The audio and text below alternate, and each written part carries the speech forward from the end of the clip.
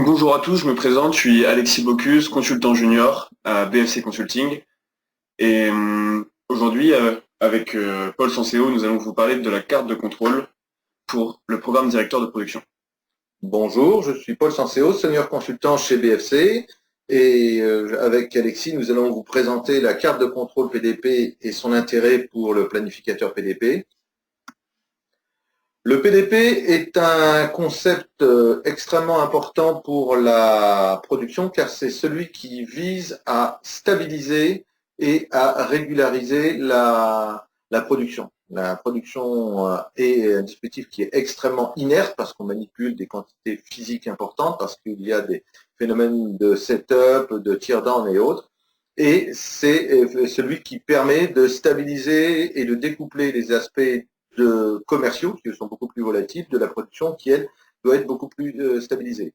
Et c'est le premier parmi la liste de tous les plans stratégiques, industriels et commerciaux, jusque MRP, ordonnancement exécution, qui traite vraiment de réalisation. C'est le premier, donc c'est celui qui doit bénéficier du maximum d'attention.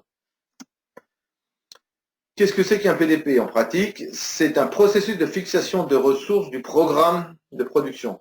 Ça planifie les activités de production, ces articles qu'on a choisis comme symboliques, comme articles clés pour structurer la planification, valider la capacité du dispositif, stabiliser, comme je vous l'ai dit, les activités, protéger ces mêmes activités de production des aléas extérieurs, que ce soit des problèmes de variabilité de la demande, de variabilité des fournisseurs, des sous-traitants, et garantir donc in fine le taux de service de la production par rapport aux fonctions d'administration des ventes. Et parce que effectivement c'est un plan, il est associé à une logique de contrôle-commande qui vise à suivre l'adhérence au PDP et à réagir en cas de perte de cette adhérence. En pratique, qu'est-ce que c'est qu'un PDP? C'est une planification à date des articles dits directeurs. On en a déjà parlé dans un autre webinaire. Quels doivent être ces articles? Et on en fixe les quantités qui doivent être produites par chaque période de temps. En conséquence de quoi, on a une évaluation de la charge des postes critiques qui permet de voir si oui ou non ça va passer. Et, de manière corrélée, une balance des stocks et des encours projetés. J'ai bien dit des encours projetés, c'est-à-dire ce qu'on prévoit de faire dans le futur, de façon à ce que les moyens financiers de l'entreprise soient mis en face des exigences de performance industrielle. Alors ce qui est également essentiel au bon déroulement du processus PDP, c'est sa gestion par horizon. Donc on en distingue trois. Le premier, à court terme, on va dire, qui comprend le cycle interne, c'est l'horizon ferme. Horizon durant lequel les règles de gestion sont très strictes, les OF et les OP sont figés, et on a ici le stock de sécurité qui joue son rôle et qui donc est consommé en fonction des variations de la demande. S'ensuit l'horizon flexible, qui lui inclut les démarches d'approvisionnement, là où les règles de gestion s'assouplissent un petit peu, et où on vient du coup respecter la charge en atelier, la charge des postes critiques et le stock de sécurité. Enfin, l'horizon libre, où là, on vient directement laisser le système ERP calculer la quantité et l'ordonnancement des besoins et des ressources.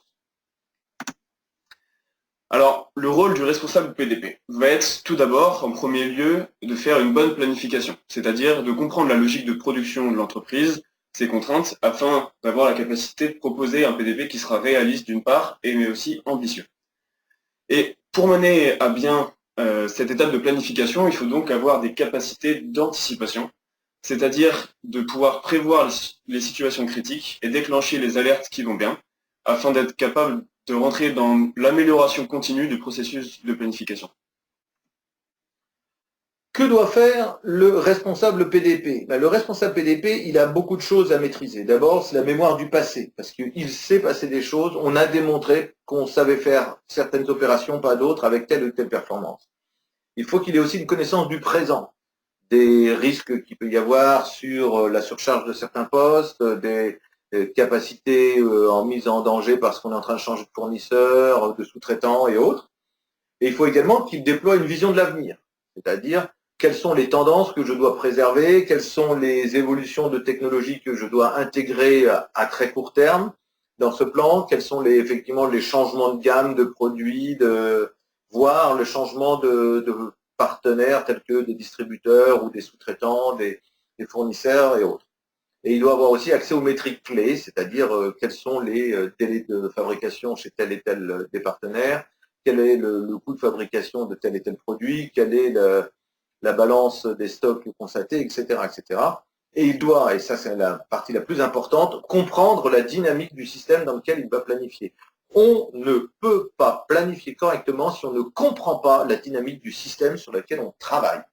Et effectivement, c'est une connaissance qui n'est pas facile à établir a priori, qui nécessite beaucoup de jugement, beaucoup d'expérience, beaucoup de dialogue. Le planificateur PDP n'est pas quelqu'un qui travaille tout seul parce qu'il doit cumuler toutes les informations qui arrivent de divers horizons. Comme vous le voyez là, eh bien, une représentation tout à fait pertinente, lisible de la dynamique de 4 systèmes différents. Vous avez vu en une fraction de seconde, qu'est-ce que ça veut dire.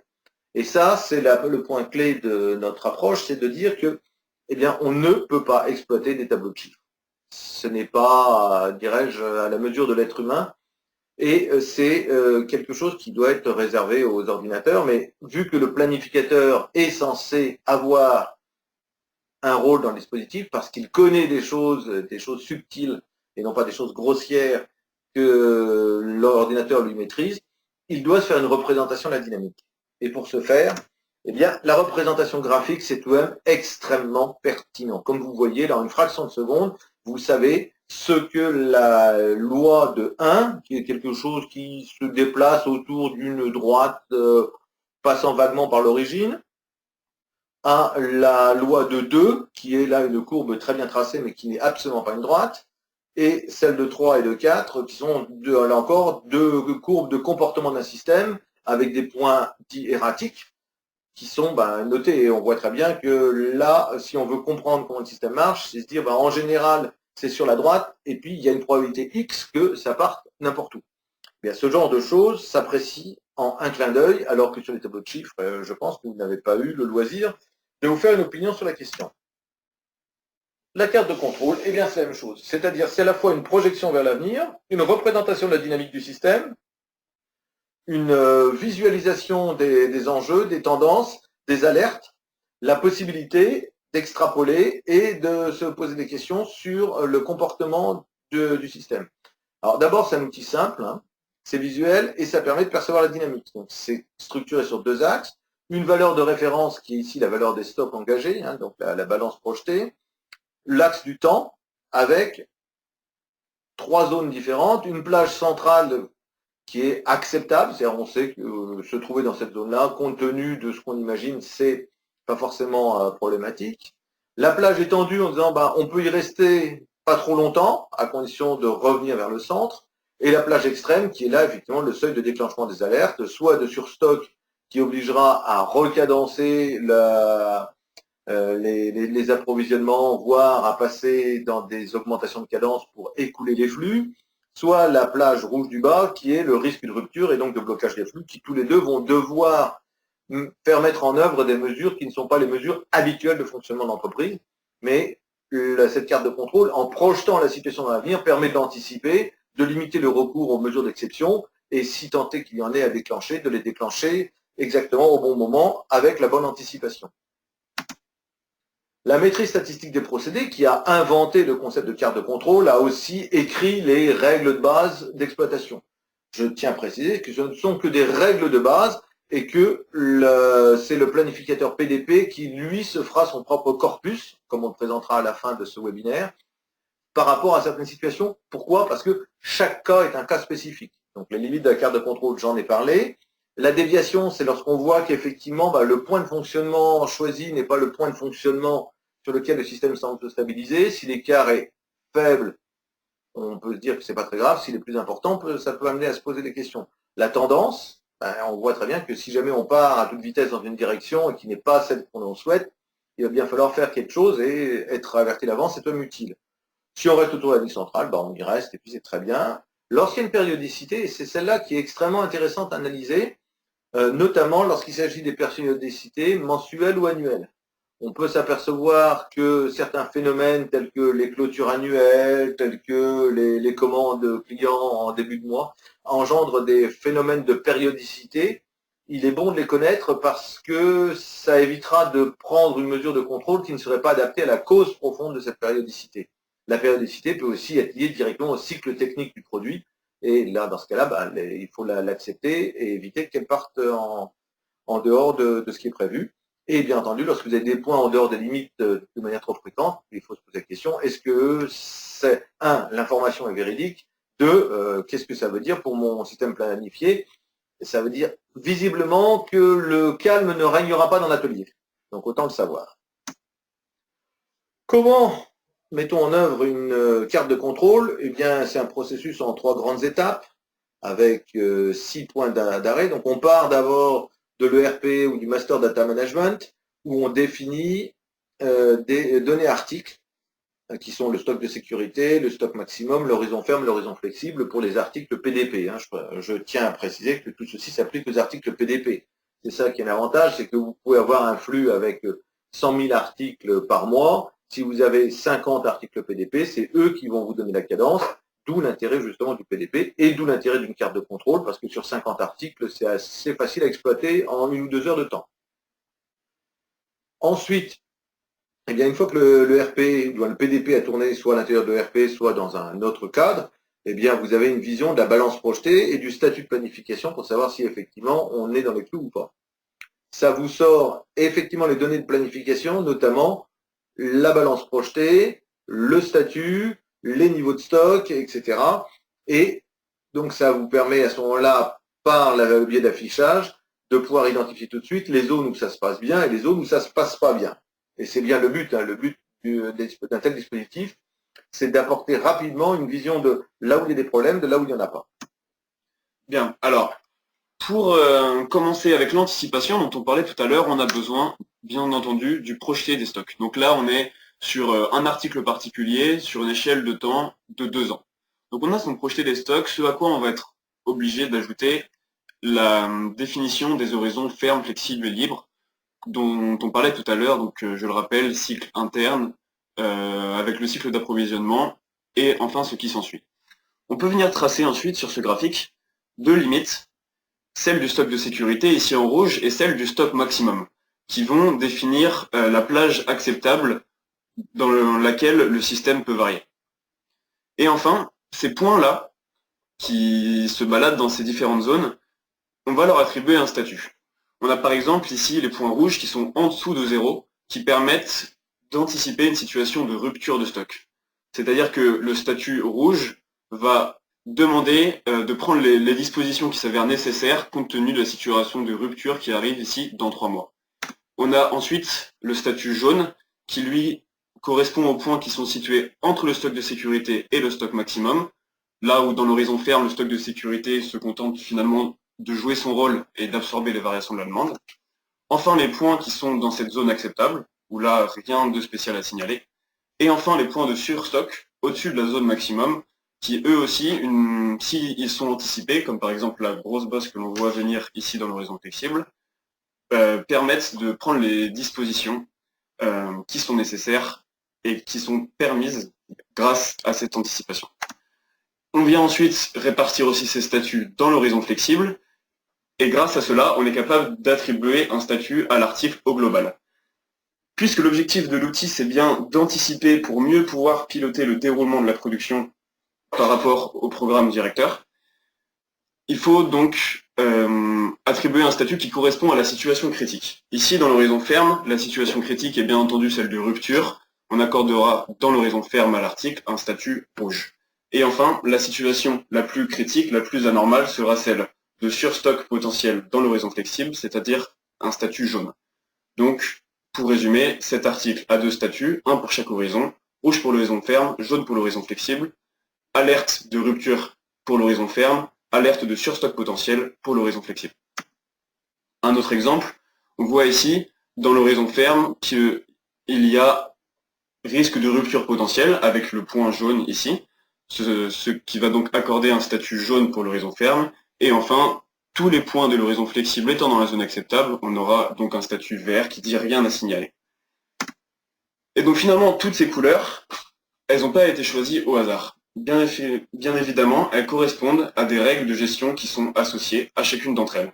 On voit par exemple que si dans l'horizon ferme, on a un statut rouge, ce qui était le cas de notre premier article tout à l'heure, il faudra informer le client qui ne sera pas livré. Effectivement, on est dans l'horizon ferme, les OP sont figés, on sait que la rupture va arriver.